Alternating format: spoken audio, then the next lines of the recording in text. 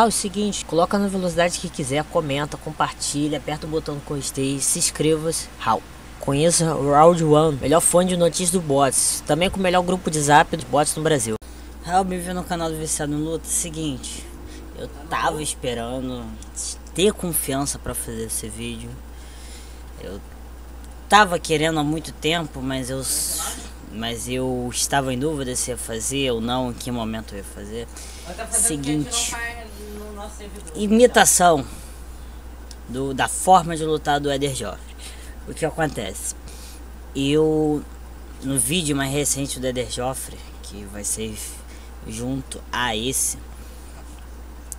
o combate em questão foi um tanto rápido, mas Éder Joffre ele mostrou uma forma diferente de lutar. Ele lutou contra todo tipo de oponente na sua época e se manteve praticamente infalível. Ele tinha formas diferentes de combater, mas muita coisa se mantém. Existem adaptações, mas existe todo um estilo próprio. Quando você pega lutadores que são unilaterais na sua forma de lutar, é muito mais fácil emular a forma deles lutarem. Vamos falar o Mike Tyson. Cara, de verdade, Mike Tyson. Eu vou ser muito simplório, mas de verdade, se fica assim, fica fazendo isso. Óbvio que um dia eu vou fazer um vídeo, mais estruturado, mas não ironicamente. Aí coloca pra bater de curta, cara, tu já vai ter falado de certa forma muito do estilo dele. Existe muito micro detalhe, mas ainda assim, os micro detalhes de lutadores muito versáteis são bem mais difíceis do que de listar e de trazer do que lutadores são unilaterais. Você vê um lutador desse tipo, 4 rounds dele você já tem muita informação. Agora você tem lutadores versáteis e muito corretinhos, muito habilidosos no todo. Beira o impossível você conseguir fazer isso nesse mesmo período. Você precisa de lutas inteiras, porque tu fica com a sensação, não, tem coisa ainda faltando. Pega essa brincadeira. Então é o seguinte, bora fazer. Já contextualizei, porque eu demorei muito pra fazer, mesmo que eu já tenha vários vídeos. Agora é hora de fazer sobre um lendário, o maior boxeador da história do Brasil. E de verdade, quanto mais eu vejo as lutas dele e eu mais comparo com os lutadores posteriores, eu penso como é que eles estavam pensando nesse momento. Tipo, nessa geração não vai surgir ninguém que vai ser metade. É um lutador que unificou o cinturão, foi possuidor do The Ring, é o maior boxeador de sua categoria na história. A gente tá falando de um cara que é muito... é muito adequado a palavra inigualável, tanto quanto a palavra lendário. Seguinte, Éder Joffre. Ai, Lula, desculpa. Deixa eu tirar. Deixa eu ter amarrado essa calça. Seguinte, Éder Joffre era conhecido muito por conta de sua postura, com a guarda muito alta que não descia. Existe a guarda alta, que a gente fala de uma guarda que você deixa acima da sobrancelha, acima da linha dos olhos, mas eu não tô falando disso. Eu tô falando uma guarda numa postura relativamente alta que ele não descia. Era muito difícil ver ele lutar assim. Ele não lutava assim,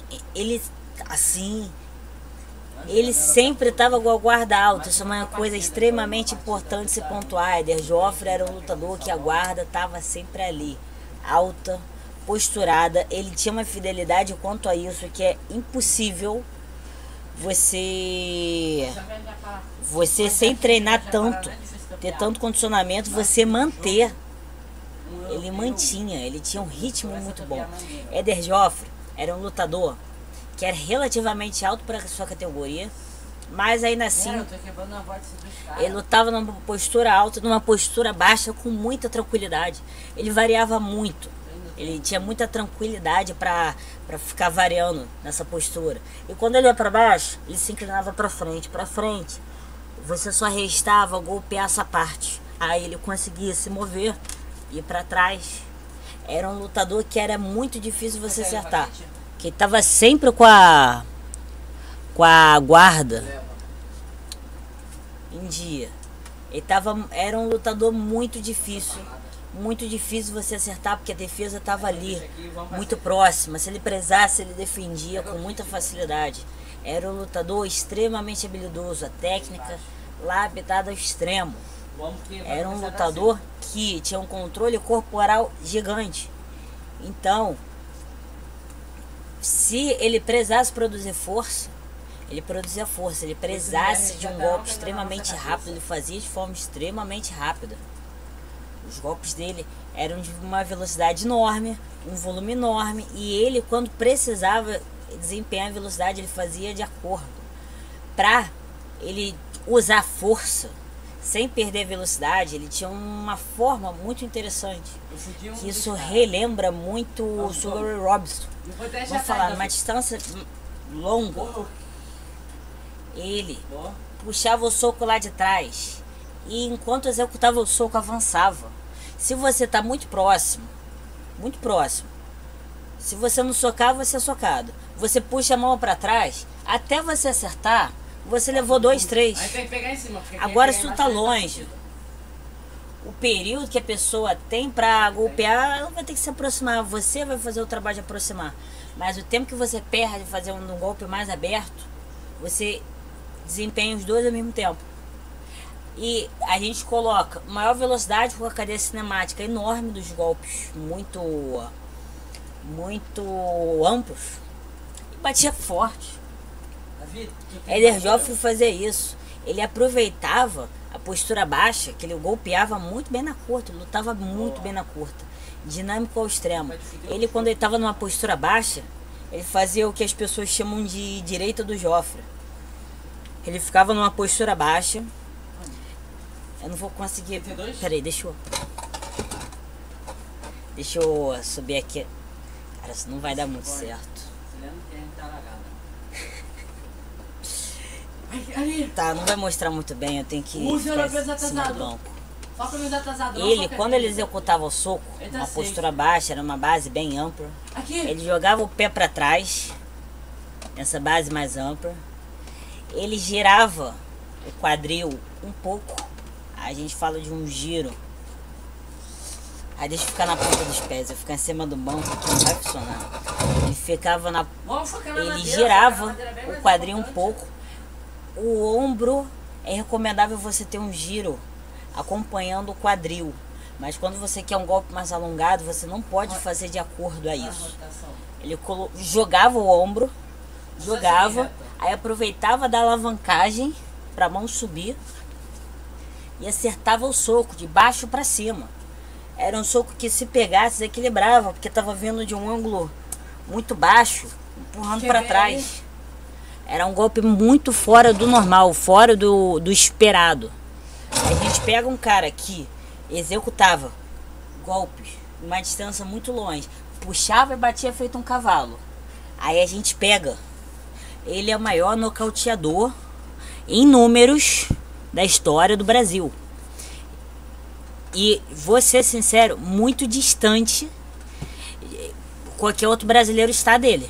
Não existe como ter nessa geração, e quem sabe na seguinte, uma pessoa que chegue ao número de nocaute que o Éder Joffre teve.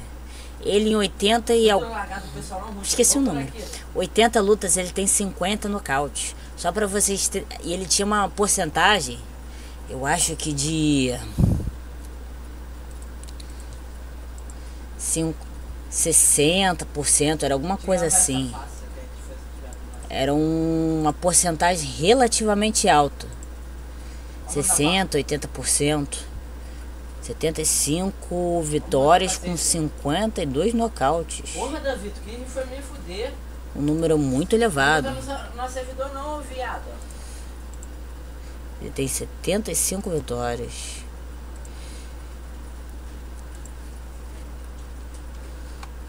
70% de nocaute. Sendo que... teve 52 nocautes, não teve 50. O Arcelino Freitas, que por porcentagem é o maior nocauteador da história do Brasil até o presente momento, e também está muito distante de qualquer outra pessoa ter essa porcentagem dele, ele tem 26. Sendo 40. Não, ele tem 26 não, ele tem 46 combates. Pode pegar. Ele desempenhava tudo muito bem. A gente está falando de um lutador técnico, um lutador esperto ao extremo, no nível que dá para falar que é quase incomparável, incompatível, incompreensível para uma pessoa normal. Que a gente não está falando só ter esse conhecimento, qualquer pessoa pode adquirir, só que fazer isso na hora do vamos ver não é para qualquer um. A gente fala de um cara que golpe de longa, extremamente longo, com cadeia cinemática extraordinária, era uma bomba. A gente fala com um cara que sabia aproveitar a distância ao extremo dinamismo, extrema velocidade, footwork muito bem empregado, ele andava muito bem no ringue. Eu trouxe a atenção a Aoki, que lutava de uma forma muito hedonista, uma forma muito intensa, uma forma muito pouco tática e muito pautado no combate. E o Eder Joffre, que era tudo calculado, o footwork dele é extremamente bom. A gente fala de um cara que... Catarina? Não, com licença. Catarina. Caralho! A gente fala de um cara que dominava a curta distância, não é o maior especialista da história, mas fazia frente a qualquer grande especialista. Era um cara que lutava muito bem na longa, em certos momentos da carreira tinha vantagem larga em relação à distância. A gente fala sobre um cara que tinha uma defesa sempre posta, um reflexo extremo. A gente está falando de um cara que com 40 anos reagia a golpes que eram para acertar e ele não acertava. A gente fala de um cara que luta muito bem embaixo, em cima e ataca dessas posturas com golpes que são nocauteadores. A gente está falando de um lutador que é impossivelmente completo até demais. Ele tinha uma forma muito criativa de golpear em N momentos. A gente tem esse direto do Joffre. Eu fiz numa versão com a mão um pouco mais abaixada para vocês verem essa questão no movimento. Se eu fazer de lado, eu devia ter feito de lado. O soco do Eder é um soco de baixo para cima que pega no rosto com muita força. Ele tinha formas muito não ortodoxas de fazerem golpes especiais. Esse golpe que você trazia de longe, como o Sugar Ray Robinson. Ele tinha também um soco que você pode ver em lutas em que os lutadores destacavam na curta distância, que era muito engraçado. Ele ia mandar um cruzado aberto. Quando a pessoa teria que estar no alcance longo. Teria que estar no longo alcance, numa distância próxima dessa. Ele, sabendo que a pessoa recuaria, ele soltava um pulo.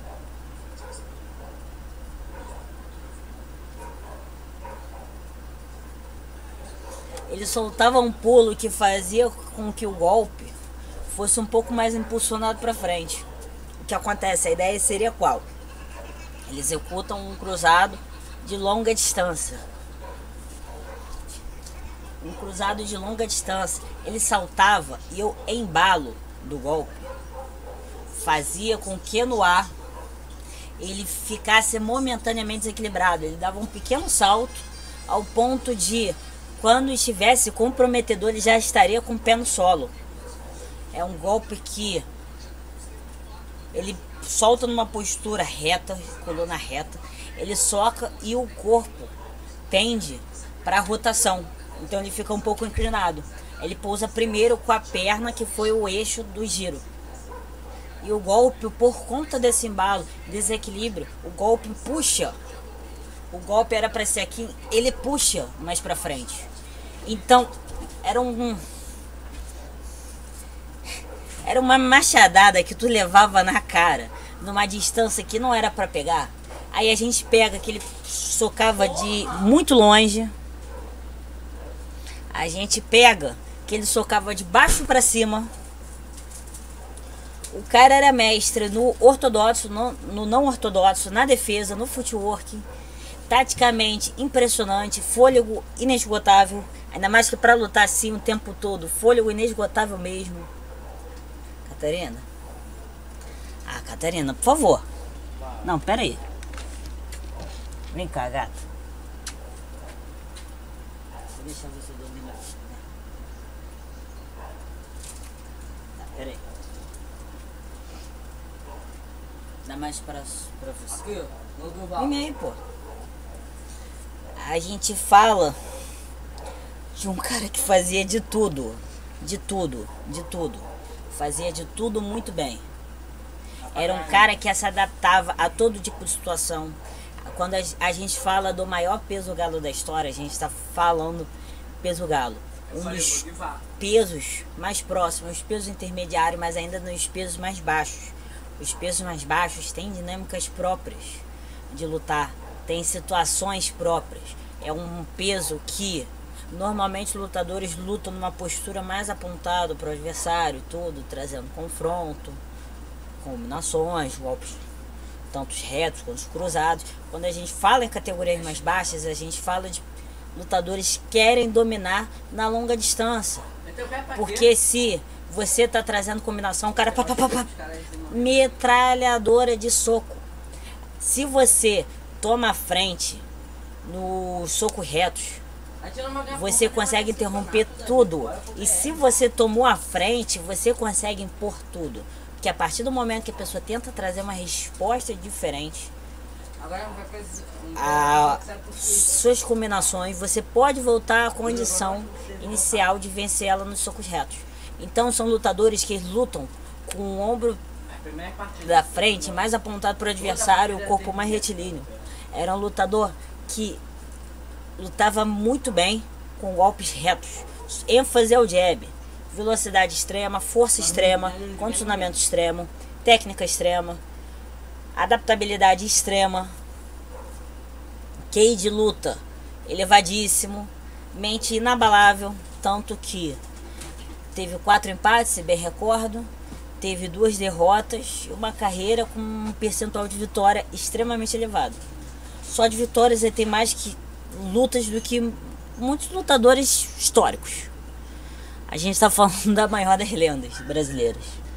Quando a gente fica pagando pau pra gringo, quando a gente fica falando, não, que o pessoal lá do passado não era muito bom, a gente também tem que olhar e estudar os monstros do passado.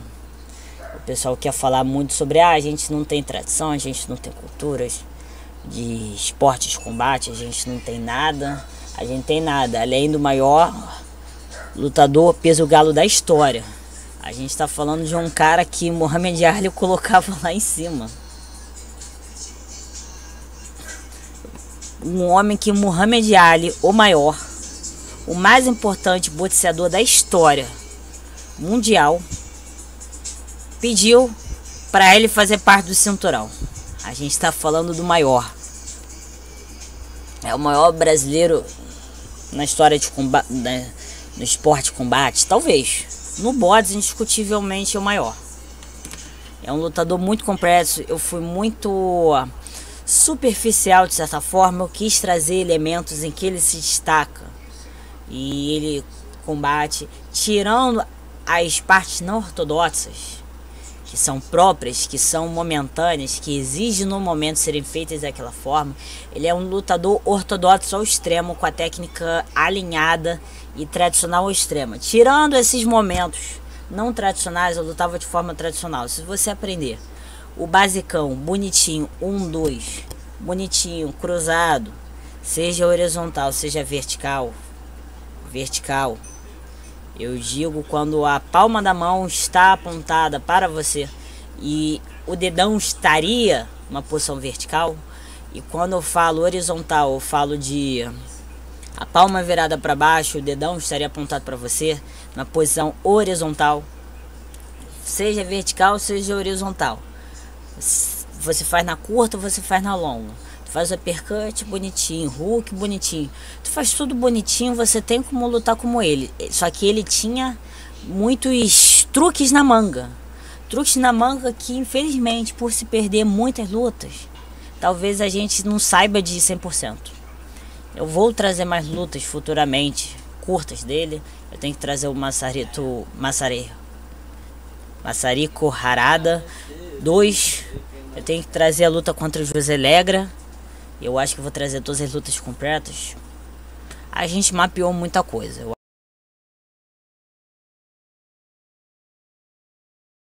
O seguinte, eu fico até com vergonha de falar isso, mas quando eu tava gravando, eu tinha lembrado de uma parte muito importante. Eu tava pra falar, só que aí, desenvolvendo uma explicação, acabou que eu passei reto, que era na parte final. Eu tava recapitulando. Seguinte, Éder Joffre também faz uma coisa muito importante. Ele também cobre não só uma distância muito larga, golpes muito abertos para mandar bombas, mas ele também percorria distâncias de uma vez só, golpeando de forma menos exótica, o que a gente chama de gazelepante. A gente fala de você se abaixar, ficar numa postura mais baixa, saltar em direção ao oponente ou para fora e golpear. Normalmente é visto como um cruzado, seja com a mão de frente ou de trás. Mas aí a gente também fala sobre o uppercut, a gente também fala sobre jab, golpe no corpo, eu já vi, mas eu não lembro das pessoas que já fizeram isso. O direto do Éder Joffre talvez fosse dentro do que a gente espera de um gazelepante. Ele faz muito. A gente pode ver, eu não sei em qual dos 3 combates que eu trouxe. Ele dá um gazelle jab, eu acho que é contra... Não vou lembrar. Mas ele não só saltava pra frente, como ele saltava pro lado. Ele golpeava no meio do caminho. Ele cobria a distância, tanto saltando pra dentro indo pra frente, como saltando indo pra fora. Aí o pra fora, ele ia pra fora de onde quisesse, indo pra fora, pra esquerda, pra direita, era muito relativo. Ele também fazia muito isso. Ele era um lutador que usava muito a distância e a aproximação. É isso, só foi um pequeno acréscimo para não deixar faltar, porque ele mesmo faz muita coisa. Eu acho que isso é uma coisa bem importante. Espero que vocês tenham gostado, espero que esse vídeo seja significativo. Não sei se vai... Eu não sei o quão importante esse vídeo vai ser, mas eu espero que seja um guia, uma fonte de estudos para combates do Éder Joffre e de outros lutadores, como o meu canal se propõe a ser.